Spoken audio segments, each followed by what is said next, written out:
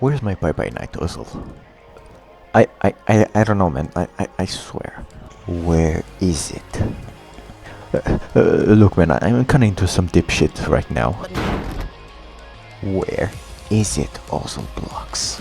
Look, man, I'm really sorry. Well, it's been 2 months since Bye-Bye Night has entered its maintenance. Since then, everyone talks about how dragged out the maintenance is. Look, I'm not gonna lie to you, I miss Bye-Bye Night. I'm not the only one, of course, since for me personally, it was the only good ASM game in a good while. It checked all the boxes to be the greatest game on the front page. It was a FNAF-based game, therefore no retroswap accusation. The quality was better than most ASM games. The new refreshing gameplay was really good, the kills were pretty unique in their gameplay, the survivors felt really good to play, and so many other shits. But then, the maintenance of 26 happened. The game closed down for a fucking month and we waited.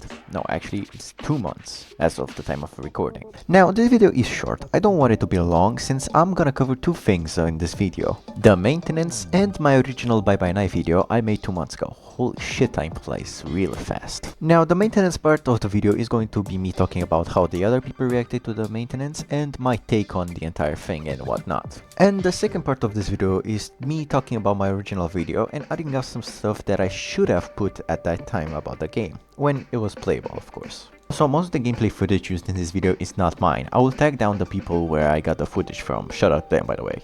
Anyway, without any further ado, let's get into it.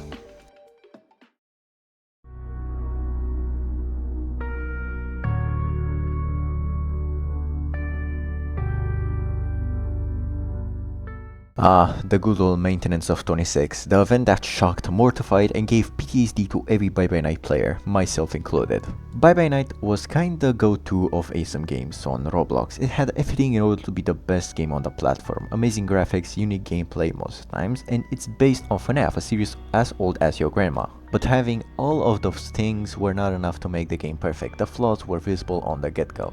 And one day, one very bad day, the game went into maintenance in order to prepare for the next update, the Puppet update.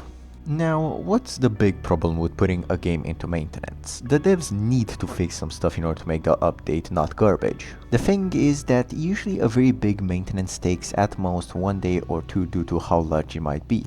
Yeah, Bye-Bye Night has 1 month of maintenance. You kinda see what the problem is, right? Putting a game like this down for a month and a half is not good at all for your player base that grinded and made content on your game.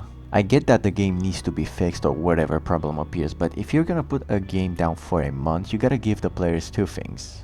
A shitload of actual good content that can be worth the wait for 1 month or 2, like a new killer, probably even an early access one, a few new survivors classes, reworks, and some other shits like that.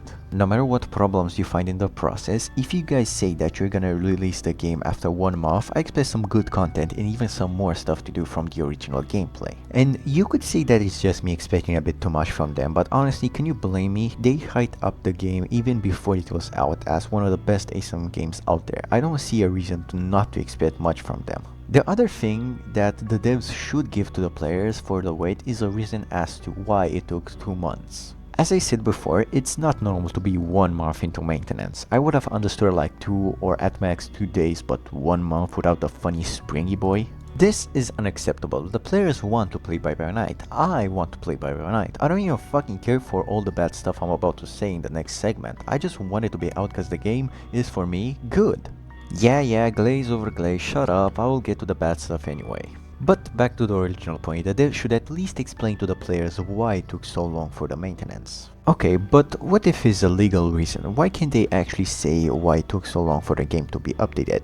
Well, I can counterattack by saying, why haven't they at least told us that it might be something legal as to why they can't disclose why the game is such a long maintenance? They don't even need to say the actual reason, just say by law we can say the reason. It would have saved their asses a long time ago. Now, moving on from the devs, let's talk about the community's reaction to the 2-month maintenance. Well, it's been mixed.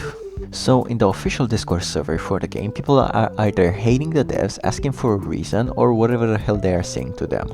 Now, that's the basic gig for the Discord server, because nobody is using this channel for, questions. Alright, so that's just the public right on the Discord server. What about YouTube? Well, a lot of people have gone insane, me included. A lot of people said that the game got copyrighted by Father Scott since Bye Bye Night is a FNAF fan game, but that's not the case, thankfully. Throughout the entire month, the YouTubers have made several theories as to why the entire game has been down for so long. It can boil down to them just making clickbait content, but most of them are right about how this actually hurts the game, yada yada yada. You can get the general idea with the maintenance. We reached the point of insanity. But my take on this maintenance is that it's truly the most unnecessary thing ever. If the devs would have tested the update on a different game and delayed the update while keeping the current game up and de-announced the maintenance for one day and release the update. Or, wait till the updates are a bit far from each other, not trying to update every day. While yes, updates are good for a game, they should be put to the side. Fuck it, ASIMS and Battlegrounds games are so dry due to the lack of updates, but then Bye Bye Night updates constantly, everyone starts flaming the game. Yeah, I have nothing that special to say anymore. Let's move on to the next section of this video, honestly.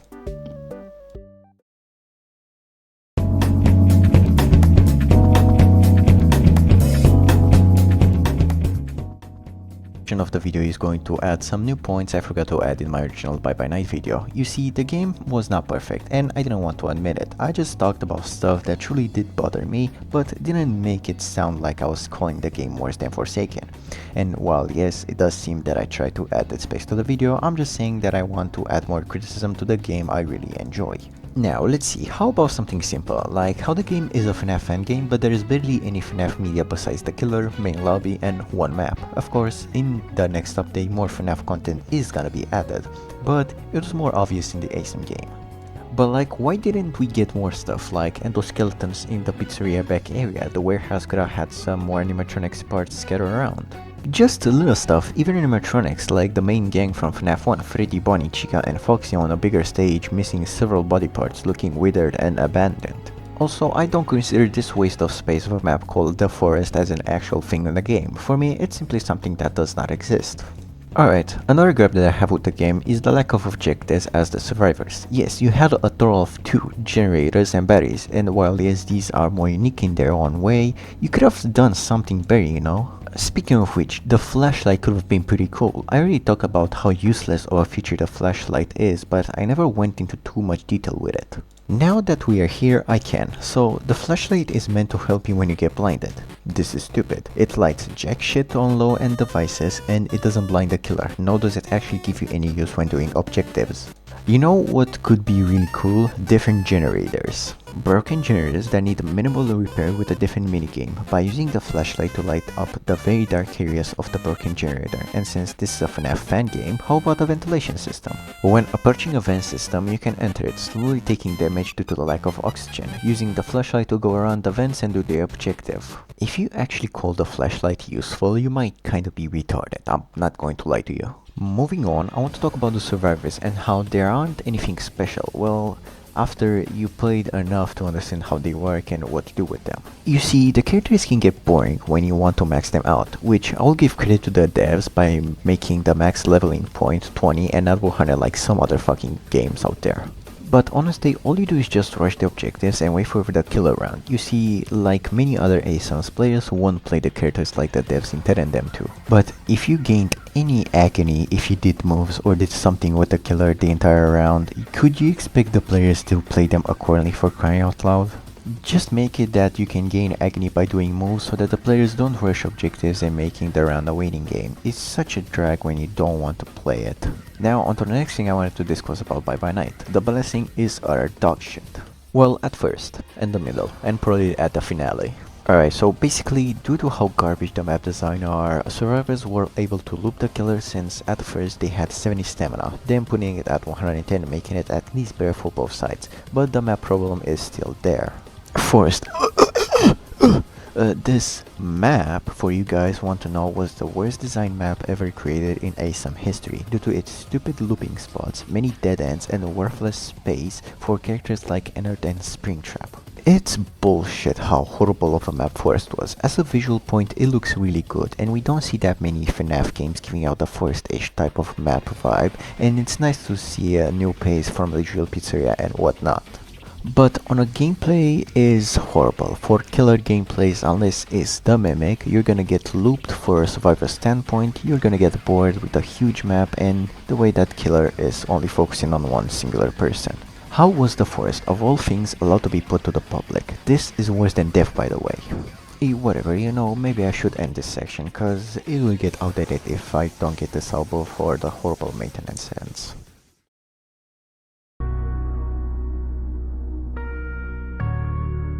I know, kinda short on that, but I just needed to post something since I got a shitload of stuff to do in my real life. I'm not going to lie to you, Bye Bye Night, being as of the time of this recording 2 months into maintenance, will have to pull something out of their ass behind the scenes if they don't want to be remembered as the game that was longer in maintenance than out. You truly get to a point where you can forgive, cope, or lie to yourself about how stupid of a decision this was. That's my 2 cents on the maintenance thing, honestly. Look, I'm not going to throw any more crap at this, I just want to get this video out. Alright, that's all for today. Like, sub, and share this video with your grandma. See ya!